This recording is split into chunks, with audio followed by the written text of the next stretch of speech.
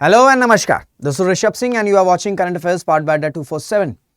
दोस्तों पिछले कुछ समय से भारत और कनाडा के जो रिलेशंस हैं वो बहुत ज़्यादा खराब हो चुके हैं एंड इसमें जो मुख्य कारण है वो ये है कि जो प्राइम मिनिस्टर जस्टिन ट्रूडो हैं, कुछ पिटी वोट बैंक्स के लिए उन्होंने भारत जैसे इंपॉर्टेंट देश के साथ रिलेशंस कनाडा के पूरी तरीके से खराब कर दिए। बहुत सारे एलिगेशंस लगाए भारत सरकार पर, भारत की अथॉरिटीज़ पर कि भारत सरकार जो है वो जो खालिस्तानी सेपरेटिस्ट है, जो कि सो कॉल्ड कैनेडियन सिटीजन्स हैं, उनको टारगेट कर रही है, उन पर सर्विलांस किया जा रहा है, कनाडा के इंटरनल अफेयर्स में इंटरफियर किया जा रहा है भारत के द्वारा। इस तरीके के एलिगेशंस लगाए एंड ये बात खुद जस्टिन ट्रूडो ने मानी भी है कि ये जो एलिगेशंस लगाए हैं कनाडा ने, ये सिर्फ और सिर्फ इंटेलिजेंस के बेसिस पर थे। उनके पास कोई भी एविडेंस नहीं था। तो इंटेलिजेंस तो कुछ भी आ सकती है। आप सिर्फ इंटेलिजेंस के बेसिस पर भारत जैसे एक इंपॉर्टेंट देश के साथ अपने रिलेशंस को कैसे कॉम्प्रोमाइज कर सकते हो, कैसे खराब कर सकते हो। और इसी वजह से वो एम्बैरेस भी हुए। डोनाल्ड ट्रंप की जब वापसी हुई तो उसके बाद कई सारे कमेंट्स भी आए कि जो जस्टिन ट्रूडो हैं शायद अब वो बहुत जल्द अपना ऑफिस छोड़ सकते हैं। लेकिन एलिगेशन लगाने का जो सिलसिला है वो कनाडा की अथॉरिटीज़ का रुक नहीं रहा है और दिन पर दिन जो एलिगेशंस लग रहे हैं वो बहुत बड़े लेवल पर लग रहे हैं। मतलब इट्स लाइक कि आप लोग 4 लोग बैठे हैं, अपने दोस्तों के साथ 4 लोग बैठे हैं और जो बड़ी बड़ी बातें नहीं होती हैं उस तरीके के बड़े बड़े एलिगेशंस लगाए जा रहे हैं without any proof, without any evidence. अब रिसेंटली क्या हुआ है कि एक कनाडा के न्यूज़पेपर में यह बताया गया है कि जो निज्जर, जो कि एक खालिस्तानी सेपरेटिस्ट है, जो कि कनाडा में रहता था, उसका जो असैसिनेशन हुआ, जिसका इल्जाम, जिसका एलिगेशन कनाडा की सरकार ने, कनाडा के प्राइम मिनिस्टर जस्टिन ट्रूडो ने भारत पर लगाया, उसको मारने का जो प्लॉट था, जो असैसिनेशन प्लॉट था, वो भारत के प्राइम मिनिस्टर नरेंद्र मोदी को पता था। ये बात कनाडा के न्यूज़पेपर में हेडलाइंस में आई है एंड ये बताया गया है कि ये खुद जो खबर बताई है ये किसी कनाडा के गवर्नमेंट के सोर्सेस के द्वारा बताई गई है। तो एक तरह से भले ही ये न्यूज़पेपर की रिपोर्ट है, लेकिन न्यूज़पेपर में बताया गया है कि ये जो रिपोर्ट है, ये जो स्टेटमेंट बताई गई है, ये कनाडा की जो सरकार है उनके अंदर जो इंपॉर्टेंट सोर्सेज हैं उन्हीं के द्वारा बताई गई है। जिसके बाद फिर से भारत और कनाडा के जो रिलेशंस हैं वो चर्चा में हैं एंड रिलेशंस और ज़्यादा खराब हो सकते हैं, क्योंकि अब जो है एलिगेशंस बहुत बड़े बड़े और इंपॉर्टेंट पर्सनालिटीज़ पर लगाए जा रहे हैं और कनाडा की अथॉरिटीज़ कुछ भी कह रहे हैं। जिसके बाद भारत ने भी बड़ा कड़ा स्टांस रखा है, बड़े कड़े शब्दों में ये जो मीडिया रिपोर्ट है उसको पूरी तरीके से गलत बताया है। India trashes Canada's smear campaign against PM Modi over Nijjar killing, calls it ludicrous. ठीक है, तो ये कॉन्टेक्स्ट यही है कि जो कनाडा की सिक्योरिटी एजेंसीज हैं उन्होंने ये सस्पेक्ट किया है कि ये जो खालिस्तानी सेपरेटिस्ट, इनको जो निज्जर, जब इनका असैसिनेशन हो रहा था तो इसकी सारी जानकारी भारत के प्राइम मिनिस्टर नरेंद्र मोदी को पता थी। जिसके बाद ऑफिशियल स्टांस आया है इंडियन अथॉरिटीज का और बड़े कड़े शब्दों में इन सभी रिपोर्ट को गलत बताया गया है।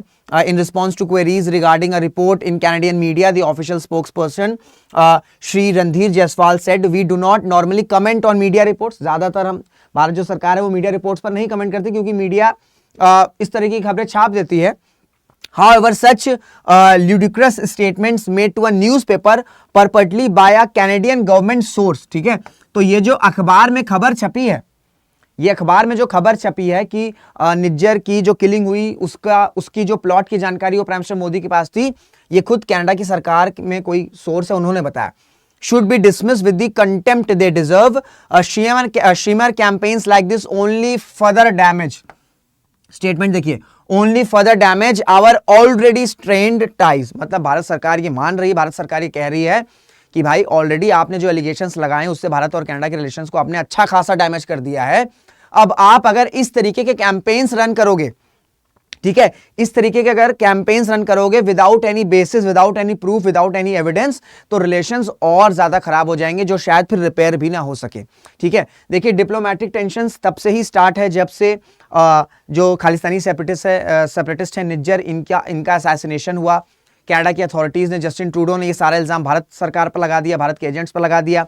इसके बाद कनाडा की सरकार का ये कहना है कि जो भारत सरकार है, जो भारत है, वो कनाडा के इंटरनल अफेयर्स में इंटरफेयर कर रही है। कनाडा के जो सिटीजन्स हैं, जो कि खालिस्तानी सेपरेटिस्ट हैं, ठीक है, उन पर सर्विलांस किया जा रहा है, वॉयलेंस कंडक्ट किया जा रहा है कनाडा में जगह जगह पर इंडिया के द्वारा, इस तरीके के एलिगेशंस लगाए। तो इस वजह से जो डिप्लोमेट्स हैं उनको भी वापस बुला लिया गया और पूरा डिप्लोमेटिक फॉल आउट हो चुका है भारत और कनाडा के बीच में, क्योंकि लगातार एक्यूजेशंस लगाए जा रहे हैं। देखिए प्रॉब्लम क्या है कि सिर्फ एलिगेशंस लगा रहा है कनाडा और खुद एक्सेप्ट भी कर रहा है कि हमारे पास कोई प्रूफ तो है नहीं, कोई एविडेंस तो है नहीं, लेकिन एलिगेशंस पर एलिगेशंस लगाए जा रहे हैं। पहले कह देंगे कि जो बिश्नोई ग्रुप जो है, ठीक है, जो बिश्नोई गैंग है, उनके जो मेंबर्स हैं वो इंडियन एजेंट्स के साथ लिंक्ड हैं, वो कनाडा में आकर कैनेडियन सिटीजन्स पर सर्विलांस कर रहे हैं, उनको टारगेट कर रहे हैं। फिर ये कह देंगे कि जो कैनेडियन सिटीजन्स हैं उनको टारगेट किया जा रहा है। फिर अब ये बोल दिया जा रहा है कि जो कनाडा के जो असैसिनेशन हुआ निज्जर किलिंग में, उसकी प्लॉट की जानकारी भारत के प्रधानमंत्री प्राइम मिनिस्टर मोदी को थी। तो एक्विजिशंस हर समय बहुत बड़े लेवल पर आ रहा है। इसी वजह से रिलेशंस बिल्कुल भी इंप्रूव तो छोड़िए, खराब ही होते चले जा रहे हैं, ठीक है, खराब ही होते चले जा रहे हैं। एंड चाहे हम इंटरनल अफेयर्स में इंटरफेरेंस की बात कर लें, कनाडा की सर्विलांस की बात कर लें, भारत सरकार ने हमेशा यही कहा है कि आप एलिगेशंस मत लगाओ। अगर आपके पास कोई एविडेंस है, कोई प्रूफ है, तो वो एविडेंस, वो प्रूफ हमें दो, हम उस पर एक्शन लेंगे। लेकिन प्रूफ है ही नहीं, एविडेंस है ही नहीं, तो देंगे कहां से? सिर्फ इंटेलिजेंस के बेसिस पर, एक वर्ड पकड़ लिया इंटेलिजेंस, उसी के बेसिस पर ये सारी चीजें चल रही हैं। देखिए प्रॉब्लम ये है कि जो जस्टिन ट्रूडो ने किया है कुछ वोट बैंक्स के लिए, भारत से रिलेशंस खराब हो गए हैं और अभी भी वो मान नहीं रहे, अभी भी ये सिलसिला चल रहा है, क्योंकि अक्टूबर 2025 में कनाडा में इलेक्शंस होने वाले हैं, ठीक है। तो रिलेशंस आप इंप्रूव नहीं कर रहे हो बल्कि खराब करते चले जा रहे हो। तो जो सबसे बड़ा डैमेज है वो ये है कि ट्रेड, भारत और कनाडा का जो ट्रेड है वो पूरी तरीके से बहुत ज्यादा इंपैक्ट हुआ। जैसे अगर मैं 2022 की डेटा की बात करूं तो अराउंड $9 बिलियन का ट्रेड था, which is not a very small number, ठीक है। $9 बिलियन का ट्रेड था कनाडा के साथ, which is not a very bad number. चीजें अगर सही रहती तो शायद 2023 और 24 में ये ट्रेड नंबर और बढ़ जाता, लेकिन 23 जून 2023 से ही जो जस्टिन ट्रूडो हैं, इन्होंने सोचा कि अब वोट बैंक पॉलिटिक्स करने का समय आ गया है, क्योंकि अक्टूबर 2025 में इलेक्शन है, पॉपुलैरिटी डाउन जा रही है, कनाडा की इकोनॉमी गिर रही है, ठीक है।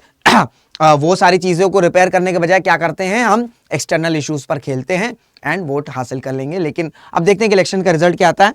तो कनाडा में जो इलेक्शन होंगे 2025 में, तो ट्रेड सबसे ज्यादा इंपैक्ट हुआ है। साथ ही साथ कॉम्प्रिहेंसिव इकोनॉमिक पार्टनरशिप एग्रीमेंट, इस पर बात करी गई थी, अब ये तो बिल्कुल ही स्टॉप हो गया है। ये कब ये इस पर डिस्कशन हो सकता है, वी नेवर नो। जब तक कनाडा की सरकार ये हरकतें बंद नहीं करेंगी तब तक ट्रेड तो आप भूल जाइए।